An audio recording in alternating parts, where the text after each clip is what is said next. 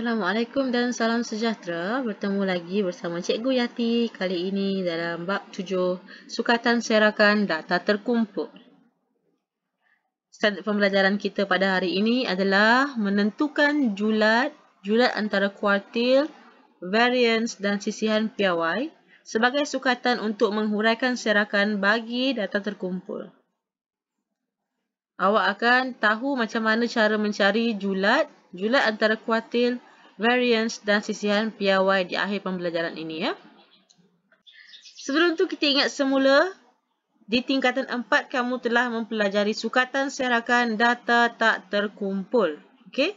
Dan telah diperkenalkan kepada 4 istilah ini, julat antara kuartils, varians dan sisihan piawai.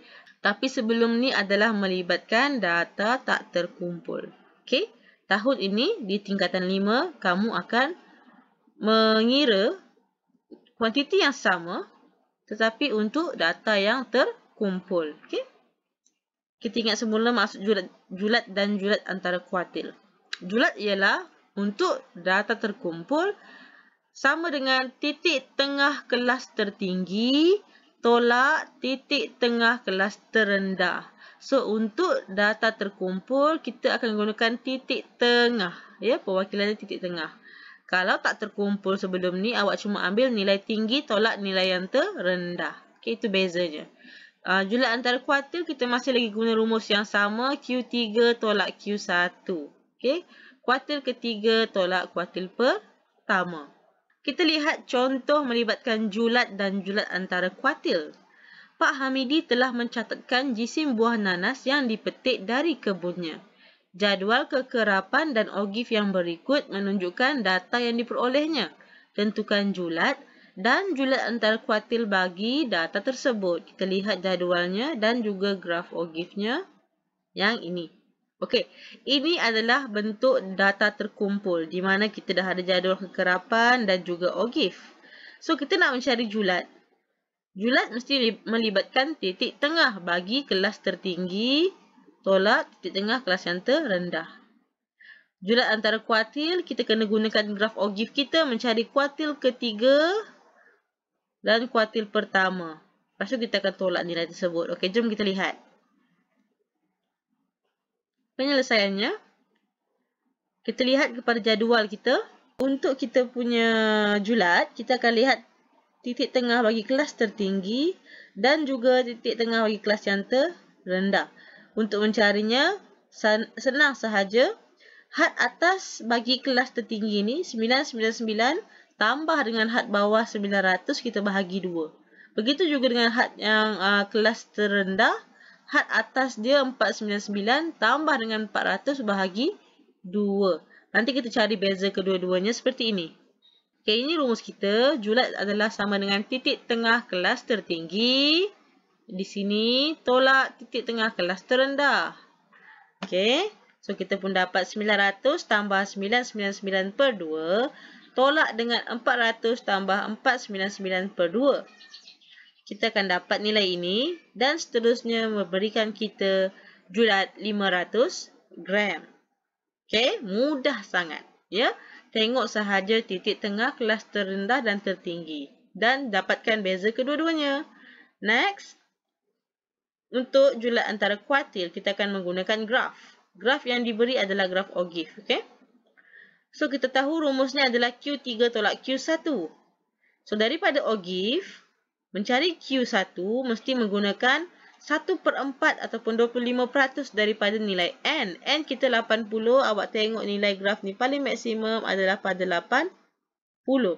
So, kita dapat 20. Okey. So, awak lihat pada paksi Y, 20 ni. 20 bukan jawapan dia. 20 ni awak kena guna pembaris ya. Cek betul-betul. Tarik dia. Dan lihat dia akan sentuh graf awak di mana. Okey, tengah-tengah ni. Sini ni. Tarik ke paksi Y. Maaf, tarik ke paksi X.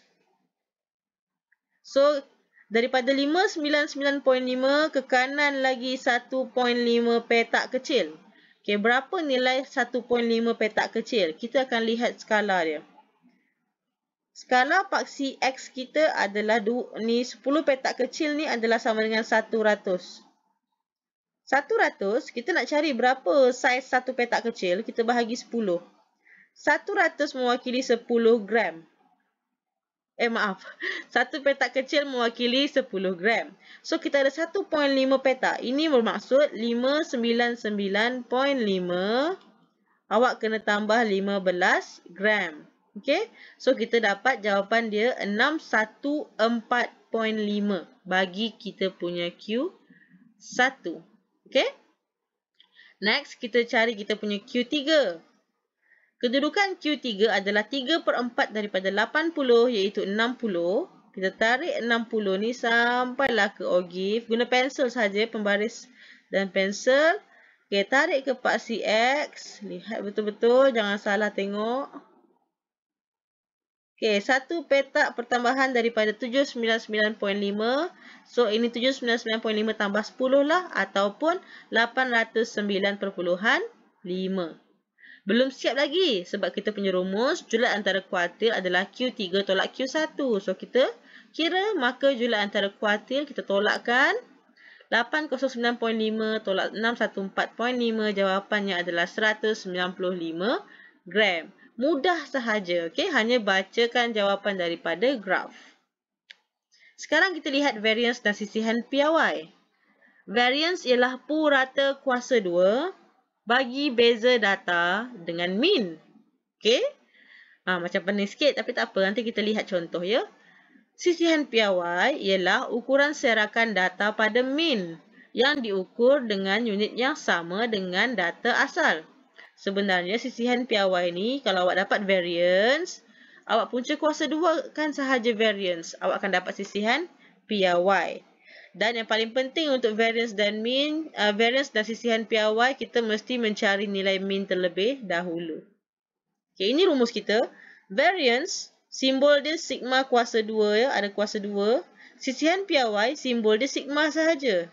Tu yang cikgu cakap tadi, senang sahaja. Kalau awak dapat variance, awak punca kuasa 2 kan, square root kan variance, awak dapat standard deviation.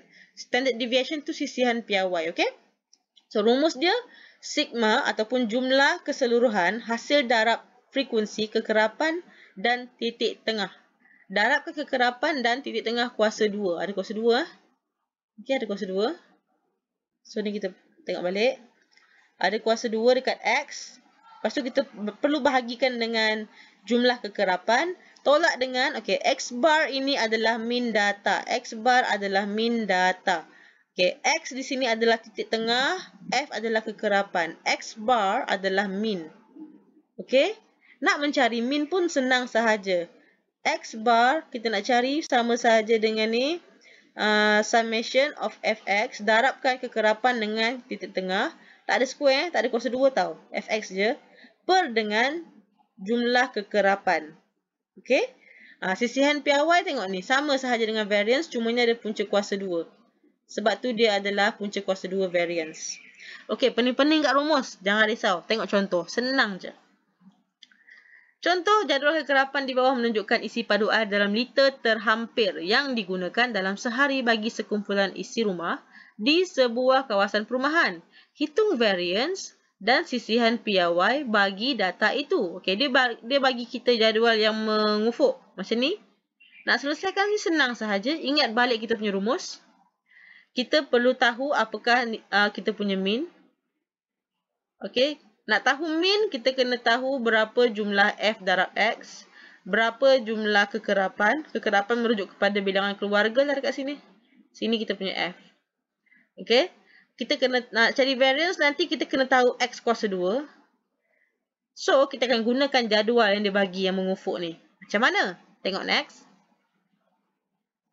So, ini jadual kita bagi dia jadi mencancang. Kita susun mencancang, masih guna lagi kelas yang sama yang dia beri. Cuma pada F kekerapan, kita totalkan kita punya jumlah F. Jumlah kekerapan 95. Sebab kita nak gunakan untuk mencari min dan juga kita punya variance ni. Dekat rumus variance ni masih ada lagi jumlah F. Kita nak pakai. Totalkan sahaja. Okey, lepas tu. Okey, lepas kita dah totalkan, kita tambah satu lagi lajur. Mewakili titik tengah setiap kelas. Titik tengah dia 154.5 bagi kelas yang terendah dan seterusnya bertambah 10 sehingga 204.5.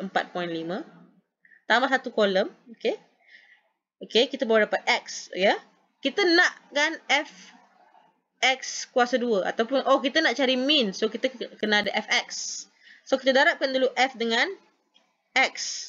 Nak mencari min kita perlukan jumlah F darab X, Fx. Kekerapan darab dengan titik tengah. Ni jawapan dia. Awak guna kalkulator, kira satu-satu. Lepas tu awak totalkan.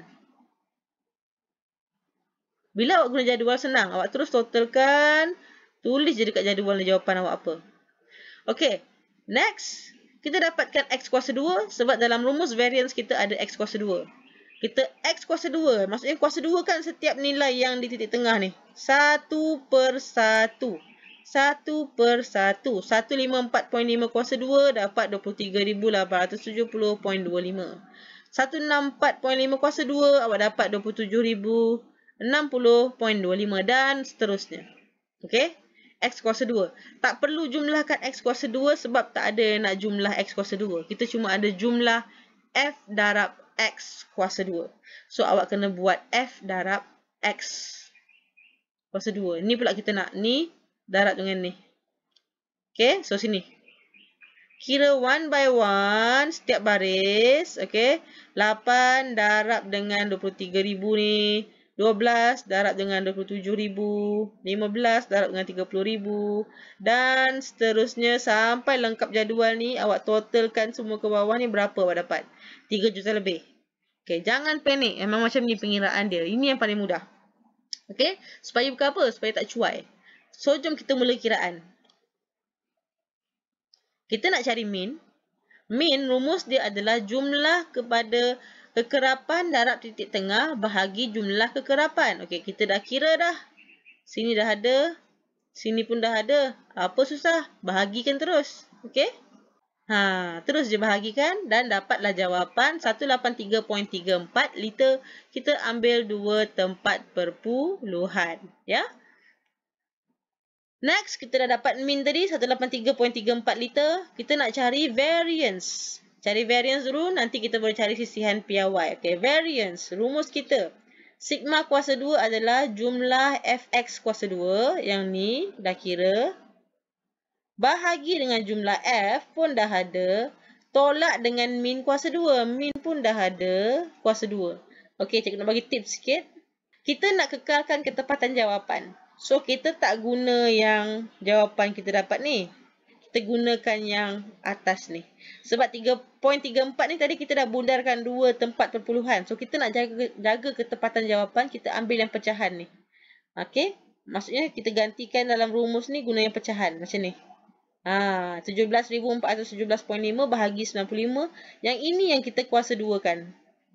Okey? Bukan 183.34 sebab kita nak menjaga ketepatan jawapan. Okey? So, macam ni ya. Jawapan kita. Keluarlah jawapan panjang berjela-jela. Patutnya 1.1855 berapa tah panjang lagi belakang dia. Kita pun bundarkanlah jadi 2 tempat perpuluhan. Okey? 229.19 liter. Next, kita nak cari kita punya sisihan piawai. Sebenarnya sangat mudah. Bila kamu dah dapat variance, kamu hanya punca kuasa 2 kan jawapan dia. Tapi nak punca kuasa 2 kan yang mana? Yang ini ke atau yang sebelum dia? So, kita kena jaga ketepatan jawapan. Kita akan kuasa 2 kan yang ni. Kalau awak guna kalkulator saintifik, awak terus je klik yang ANS tu. Awak tekan square root, tekan ANS. Jangan padam jawapan yang awak dah dapat tadi. Awak akan terus dapat jawapan untuk standard deviation, sisihan piawai kita. Dia akan keluarkan macam ni, punca kuasa 2. Yang ini adalah jawapan dalam kalkulator awak yang awak simpan tadi. Terus je tekan square root, punca kuasa 2 answer. Akan dapat jawapan yang paling tepat ni, tapi kita nak 2 tempat perpuluhan. Kita bundarkan dia. Okay, 2 decimal places sahaja. Jawapannya 15.14 liter. Mudah sahaja. Nampak macam panjang, tapi lama-lama awak buat, ya sebenarnya dia senang sahaja. Okay? So, itulah pembelajaran kita pada hari ini. So, kesimpulannya, kamu dah tahu julat adalah titik tengah kelas tertinggi tolak titik tengah kelas terendah. Dan awak masih tahu juga julat antara kuartil masih sama. Q3 tolak Q1. Rumus yang baru sini adalah variance dan sisihan piawai sedikit berbeza daripada data yang tidak terkumpul. Okey? Yang penting awak kena lengkapkan jadual seperti yang cikgu tunjukkan tadi, tambahkan lajur-lajur tambahan di belah kanan. Okey? So, itu sahaja untuk video kali ini. Semoga bermanfaat. Jumpa lagi di video akan datang. Bye.